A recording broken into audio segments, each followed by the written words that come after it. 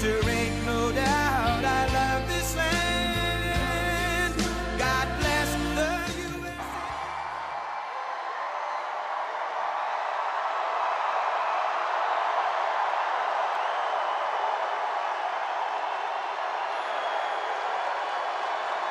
I'm Rick Van Hoos. We are breaking in now to bring you our live coverage of President Donald Trump in Louisville for his first visit to Kentucky since his inauguration. He has just taken the stage for his rally at the Kentucky Expo Center. Let's listen in. Thrilled to be here in the great state of Kentucky and the beautiful city of Louisville.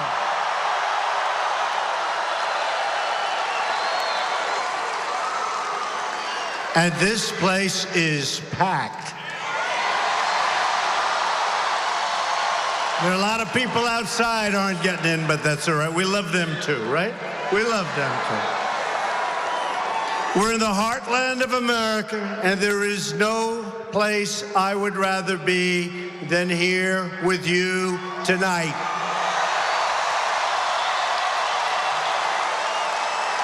Our first Republican president, Abraham Lincoln, was born right here in Kentucky.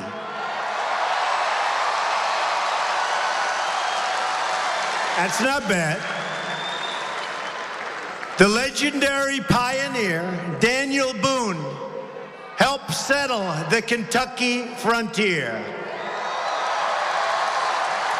And the great 19th century American statesman, Henry Clay, represented Kentucky in the United States Congress.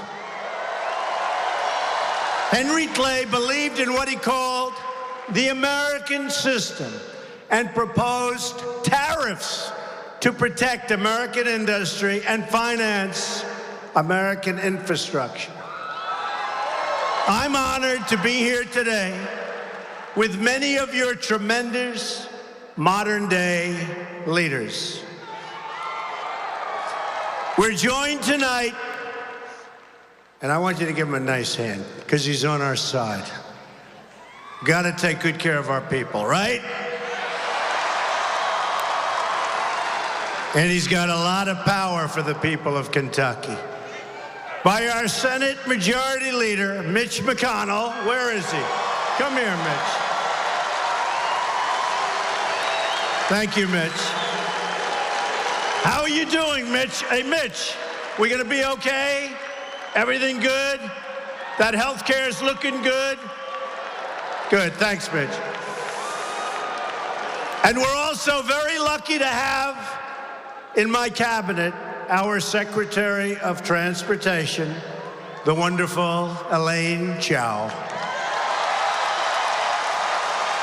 Working with Secretary Chao, we're going to rebuild the crumbling infrastructure of the United States. It's time, right? It's time. It is time. After spending trillions and trillions of dollars overseas, it is indeed time. We are going to start taking care of our country.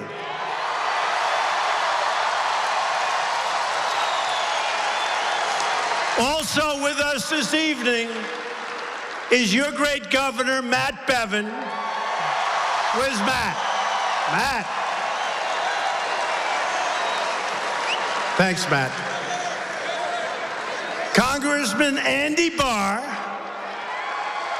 and Congressman Jamie Comer.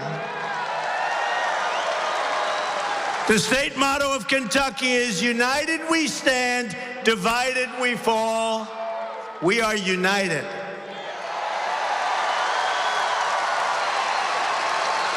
Somebody from the fake media the other day asked me a question.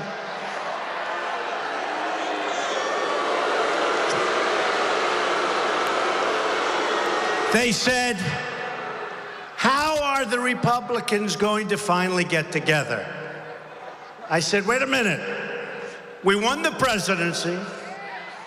We won the House. We won the Senate. I mean, right? Actually, he was a nice guy that asked the question, but I was sort of thinking, That was an interesting question because we've just about never been on a streak like this. I think 1928, a long time ago. And we're going to get a lot of things done. And then we're going to get to truly one of my favorite things. It's called reducing taxes. Standing together as Americans, we are going to deliver amazing things for the citizens of Kentucky and the United States. Most importantly, we are going to take power back from the political class in Washington and return that power to you, the American people. It's happening. It's happening. It's happening. It started on November 8th. Remember that beautiful, beautiful day? That beautiful day. I'm going to give it back. That was a beautiful day. They weren't giving us a lot of chance, were they? Remember, there is no path to 270. Yeah.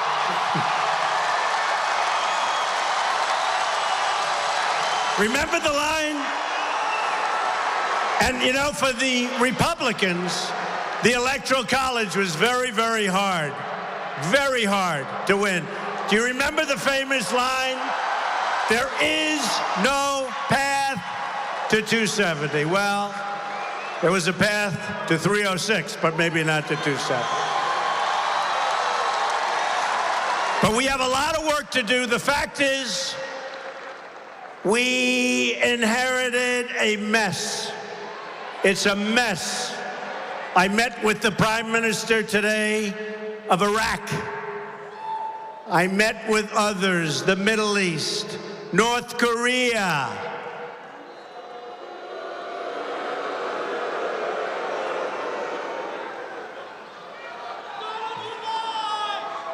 North Korea. I'll tell you what's happening there is disgraceful and not smart at all. So many different problems. And I'll tell you, you see what's happening with the economy. We've picked up $3 trillion in value, and our companies are bringing people back to work. We have to take on every special interest that has profited from and I don't mean like a little bit, I mean really terrible trade deals, horrible trade deals. Last year, our country lost almost $800 billion in trade. Not going to happen anymore, folks. Not going to happen anymore. Uncontrolled immigration, you see what's going on there? That's happening quickly. Got a little problem with the courts not wanting to give us the decisions that should be given, but we're going to win it. And a financial system stacked against the American people. These entrenched interests will do anything they can to keep the broken system in place, but they will fail, and we will win because we are fighting on this side of our great American heritage.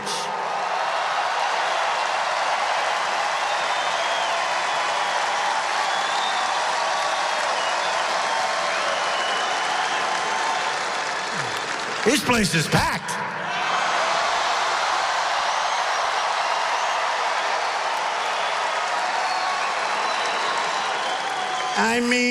I don't want to say this.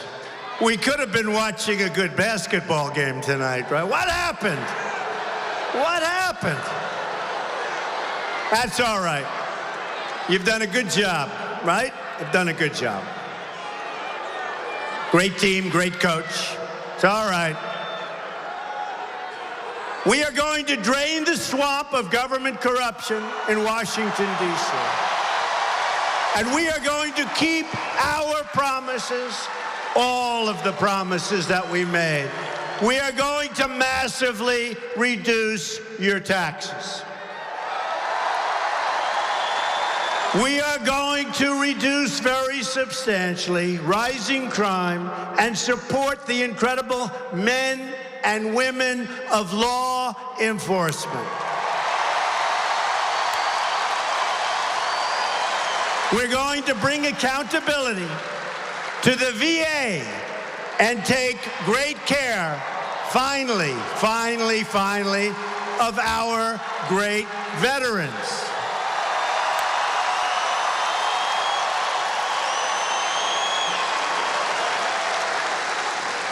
And our secretary, you wouldn't believe it, because I still don't have my cabinet. They won't approve my cabinet. There is a lot of division and a lot of bad stuff going on in this country. But I'll tell you, David, we love David. David got approved 100-0. Can you believe it? Head of the VA, Secretary of the VA. And you watch what happens with the veterans. It's time we take care of our veterans. We are going to rebuild the United States military, finally.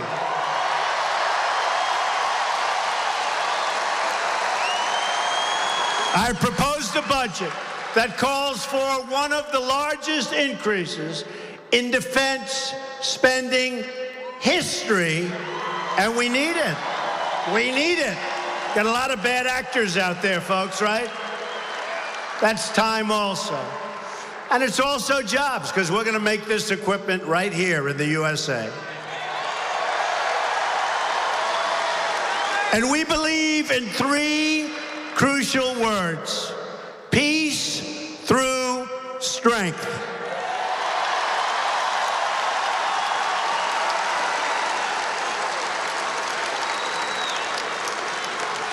Here's our great Lieutenant Governor, by the way, please. Thank you, darling. Thank you.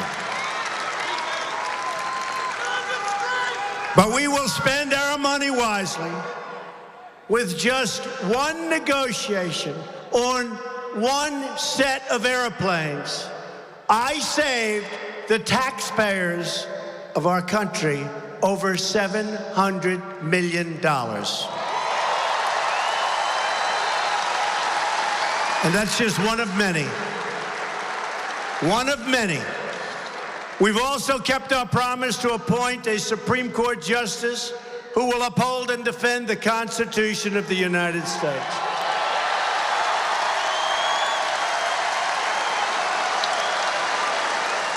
Judge Neil Gorsuch's hearing is now underway in the Senate, and I urge members of both parties to swiftly approve his nomination. He is an outstanding man from an outstanding family with an unbelievably wonderful wife. They should approve. There's another promise that is deeply important to me, and I know it is deeply important to you. We are going to put our coal miners back to work.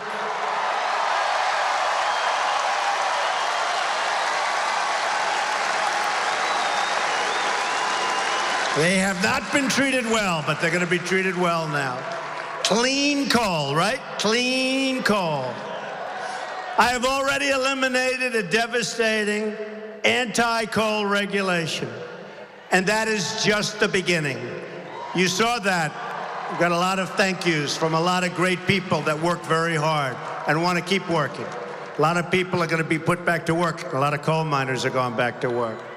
As we speak, we are preparing new executive actions to save our coal industry and to save our wonderful coal miners from continuing to be put out of work. The miners are coming back. Our new EPA administrator, Scott Pruitt, a Kentucky native, will turn the EPA environmental, will turn the EPA from a job killer into a job creator. You watch.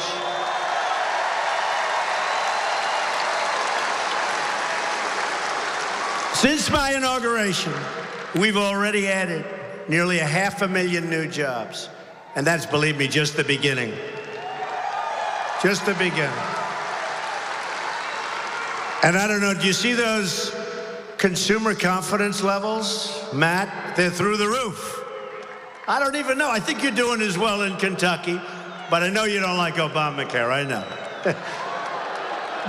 Great guy. We're working to remove regulations on our auto industry so we can make more cars right here in America, including more cars in Kentucky.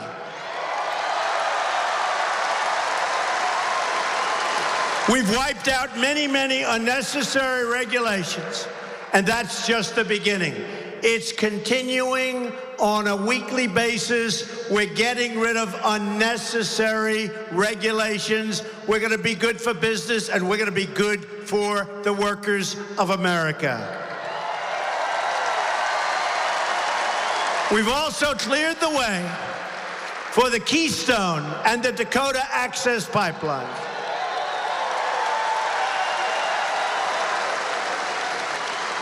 And as I was signing it, I said, where are they getting the steel? Where? And I said, you know what? If people want to build pipelines in the United States, they should use American steel, and they should build it and create it right here. That pipe is going to be manufactured right here. That was like a last minute. I'm saying, where are they buying this stuff? Like Henry Clay, we want to put our own people to work. We believe in two simple rules: buy American and hire American. So as you folks all know, Henry Clay was the legendary Kentucky politician who became the 8th Speaker of the House in 1811. You know, they compared my campaign to Jackson, President Jackson, right? Of 1828. I said, can you imagine having to go back that far? And they said this was even more severe. But we did a good job. Did we do a great job together?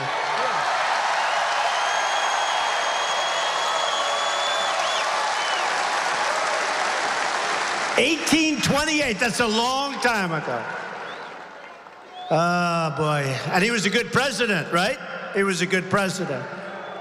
Clay was a fierce advocate for American manufacturing. He wanted it badly. He said very strongly, free trade, which would throw wide open our ports to foreign production without duties, while theirs remain closed to us. That was his quote. He knew all the way back, early 1800s. Clay said that trade must be fair, equal, and reciprocal. Boom. He said fair, equal, and reciprocal. I'm talking about reciprocal trade. Reciprocal. I mentioned that the other day to a group in my office. We're going to be doing some trade deals as soon as we get the health care finished. Oh, I'm looking forward to these trade deals.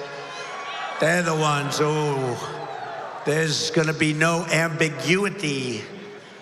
But I use the word reciprocal. You know, Harley Davidson makes great motorcycles. They were in my office. They were in my office. And they came in. I said, how you doing? Great. How's business? Great. How do you do overseas? Well, it's tough. We have some countries that charge us a $100 import tax. I said 100%, think of it. They want $100 on that 100%. So I said, how do you do? Not so well, it's tough. They have other countries that charge a lot. We want reciprocal. So if they're going to charge us 100%, we're going to charge them 100%. And you know what's going to happen? They're going to bring their 100% down to nothing like we charge. We can't allow that to happen. We can't allow that to happen.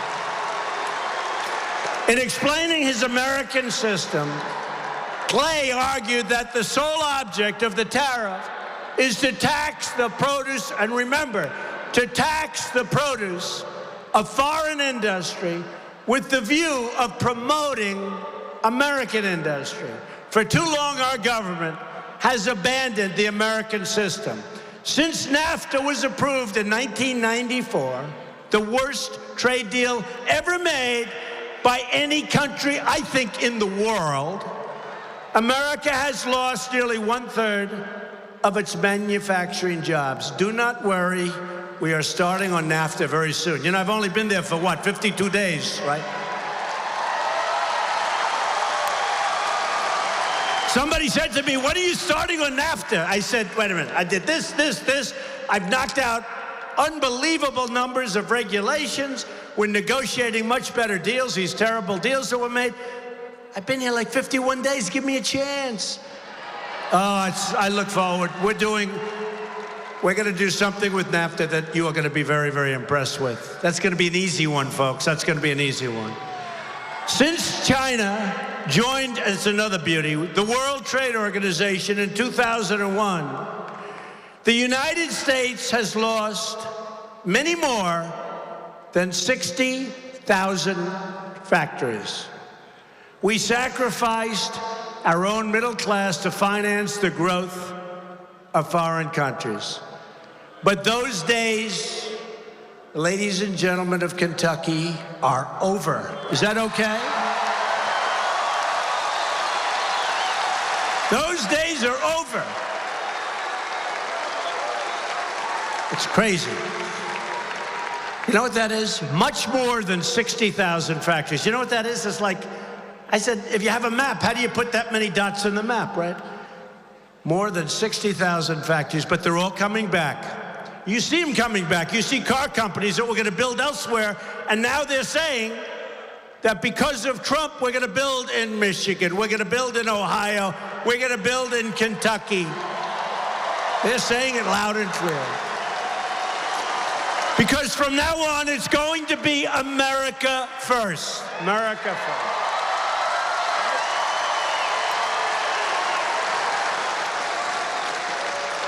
We will be, I promise you, a rich nation once again.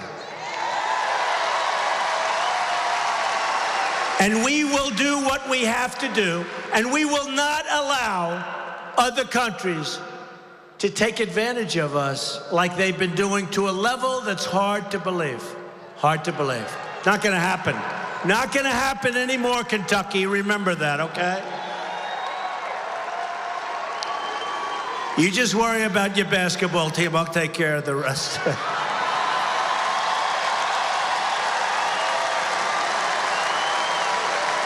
But to be a rich nation, we must also be a safe nation. That is why I am following through on my promise to secure, protect, and defend the borders of the United States.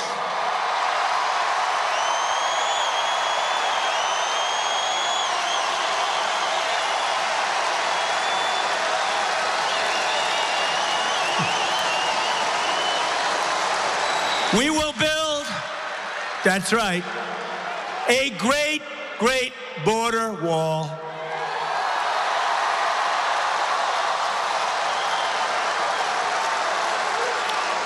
And you know, it's already out to bid. You've probably been reading. Tremendous numbers of bidders. What does that mean when you have a lot of bidders? It means we're going to get it for the right price, okay? Believe me. And we will stop the drugs that are pouring into our country and poisoning our youth and plenty of others. To stop the drugs. A lot of them are coming in from the southern border. Since the day of my election, we've already cut illegal immigration at the southern border by 61%. Think of that. 61% that we haven't started. And the courts are not making it easy, folks. They're not making it easy. Terrible. 61%. During the campaign, as I've traveled all across this great country, I met with many American families whose loved ones, sons and daughters, husbands and wives, were viciously killed by illegal immigrants. Incredible. Incredible. These amazing American lives were stolen because our government refused to enforce our already existing laws. These American victims and their families were ignored by the media. The media doesn't want to talk about it. They don't want to talk about it. They were ignored by the consultants. They were ignored by Washington. But these Americans were not ignored by me. They were not ignored by you. You showed that on November 8th. They were not ignored by you, and they will never be ignored by any of us. As we speak tonight, we are finding the drug dealers, robbers, thieves, gang members, predators, killers, and criminals of all types preying on our citizens. You've been seeing it, you've been reading about it, and you've been seeing it. One by one, they are being tracked down and thrown the hell out of our country, and we will not let them back in.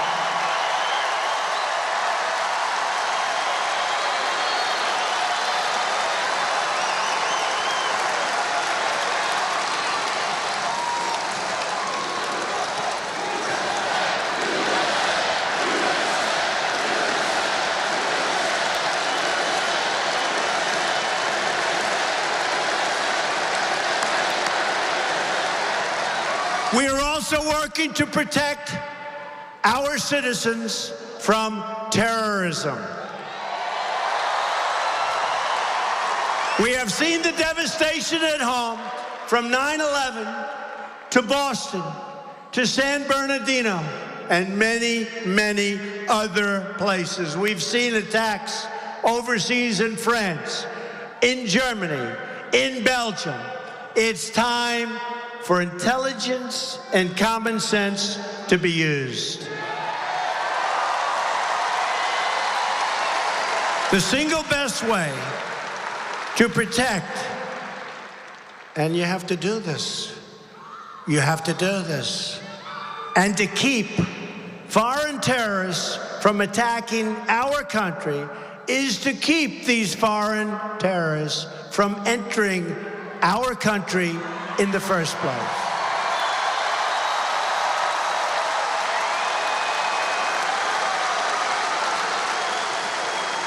And we will stop radical Islamic terrorism. We will stop it. Not going to let it happen. Not here. Not going to let it happen. Finally, we want a very big tax cut, but cannot do that until we keep our promise to repeal and replace the disaster known as Obamacare.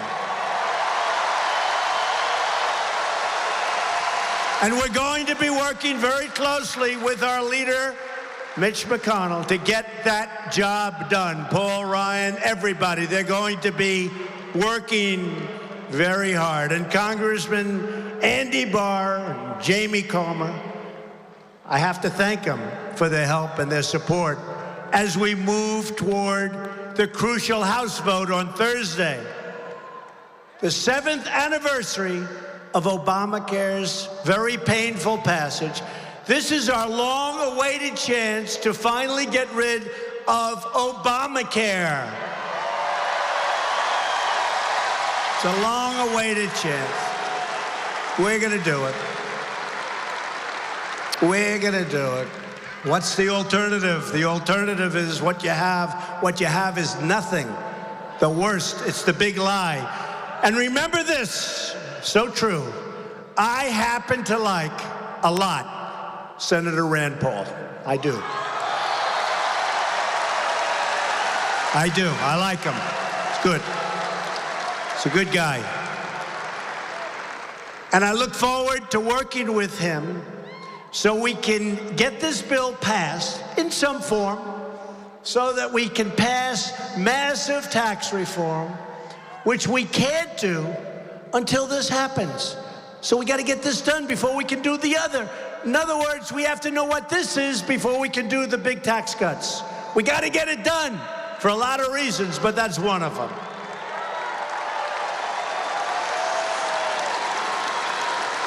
And it's important to realize how we got to Obamacare in the first place. Back in 2009 and 2010, House and Senate Democrats forced through a 2,700-page health care bill that no one read and no one understood.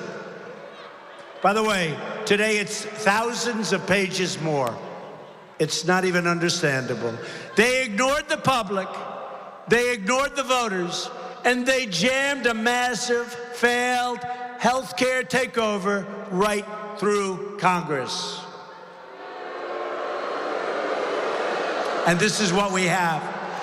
It's time for Democrat leaders in Washington to take responsibility for the disaster they and they alone created. Remember when President Obama said, if you like your plan, you can keep your plan. If you like your doctor, you can keep your doctor. Nobody brings that stuff up, do they? Do they ever bring it up? Matt, I don't think so, right? They don't bring it up. Notice how they forget all those things? Or when the architect of Obamacare said the law was passed because of the stupidity of the American voter. Or Bill Clinton on the campaign trail.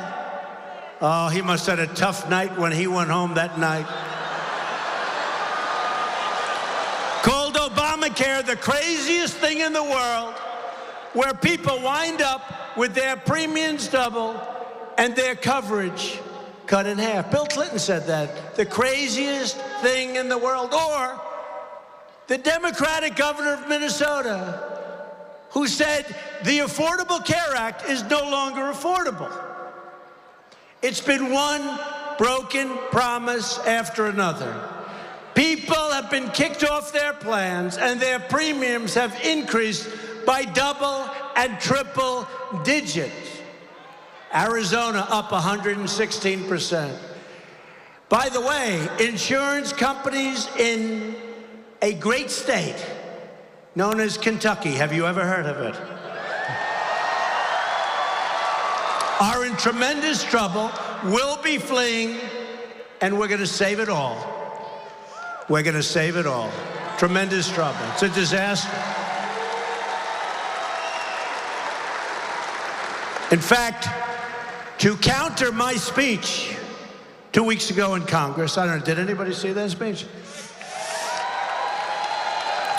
They used the former governor of Kentucky. And the plan doesn't work in Kentucky. But Matt will save us. Many of our best and brightest are leaving the medical profession entirely because of Obamacare.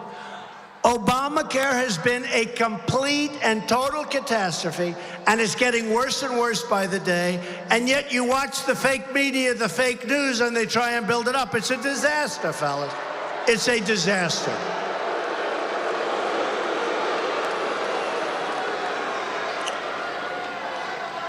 Boy, it'd be great if they told the truth about Obamacare.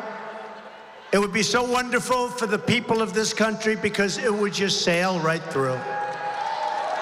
Our plan would sail right through.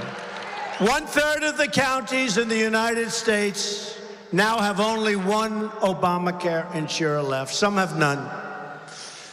And in your state, it's worse. In a recent interview, your governor, Matt Bevin, who's right here, so I better be careful, said that Obamacare was a disaster in Kentucky. Is that right? I'm quoting that so accurately. And it is. It's been an absolute disaster. Half of our counties only have a single provider right now. It's a financial disaster waiting to happen right here in your own state. Thursday, is our chance to end Obamacare and the Obamacare catastrophe and begin delivering the reforms our people deserve. Big thing. Then we get to tax cuts. Big thing. And remember, we're going to negotiate, and it's going to go to the Senate and back and forth. The end result is going to be wonderful, and it's going to work great. Once this is done, we are also going to work on bringing down the cost of medicine by having a fair and competitive bidding process. Some people think that's just as important as health care. The cost of medicine in this country is outrageous, many times higher than in some countries in Europe and elsewhere. Why? Same pill, same manufacturer, identical, and it's many times higher in the United States. You know why? Campaign contributions, who knows? But somebody's getting very rich. We're going to bring it down. We're going to have a great competitive bidding process. Medicine prices will be coming way down, way, way, way down, and that's going to happen fast. And we're just adding that to the bill. I said we got to add that to the bill. We're going to do a bill later. We're trying to add it to this bill, and if we can't, we're going to have it right after. You have some crazy arcane laws, folks, just in case you haven't heard. I am confident that if we empower the American people, we will accomplish incredible things for our country, not just on health care, but all across our government. And by the way, that Second Amendment is very, very safe right now.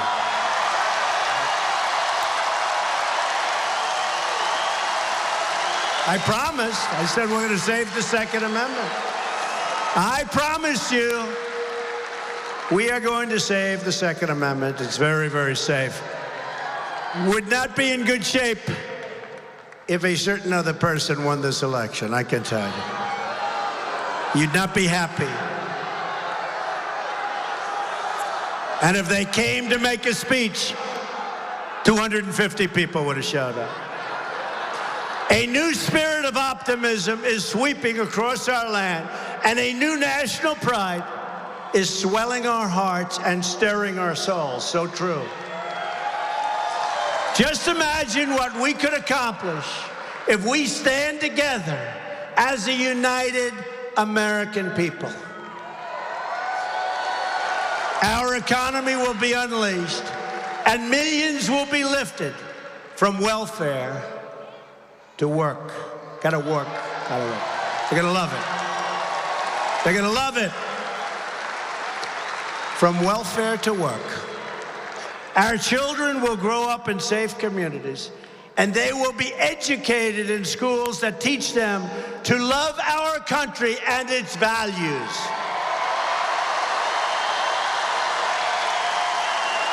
Our inner cities will find a rebirth of hope, safety, and opportunity. And you know, your San Francisco quarterback, I'm sure nobody ever heard of him.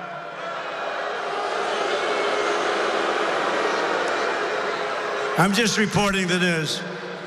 There was an article today. I love to report the news, and then they said I made a mistake, right? I said, no, the people reporting the news made a mistake if it's wrong. But there was an article today, it was reported, that NFL owners don't want to pick them up because they don't want to get a nasty tweet from Donald Trump. Do you believe that?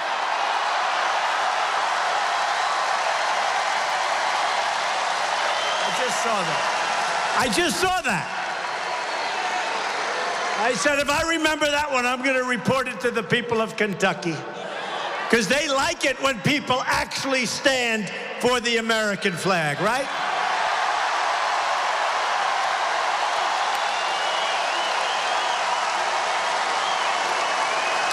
Our struggling industries are going to be revitalized, and our dying factories will come roaring back to life. It's already happening.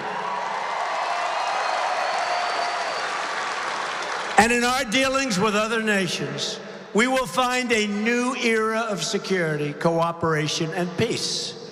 And we won't be played for the fool, and we won't be played for the suckers any longer.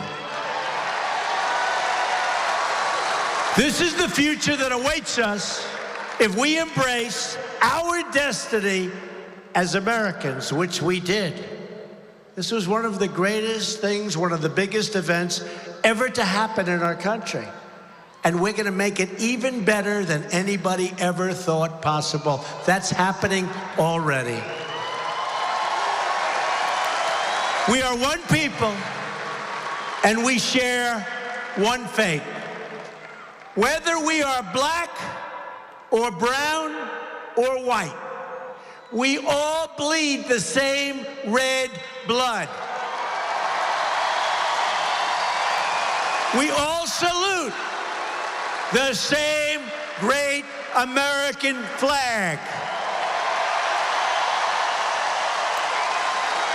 And we are all made by the same Almighty God.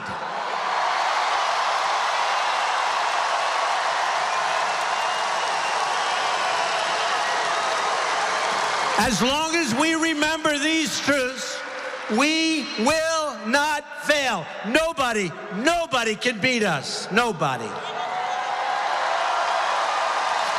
We are Americans, and the future belongs to us. The future belongs to you. This is your moment. This is your time.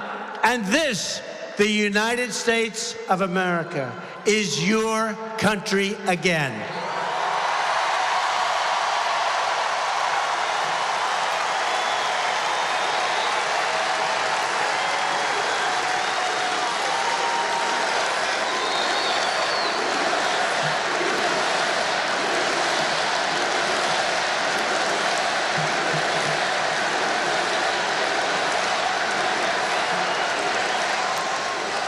So with hope in our souls and patriotism in our hearts, let us now recite these words. Are you ready? Together, we will make America strong again.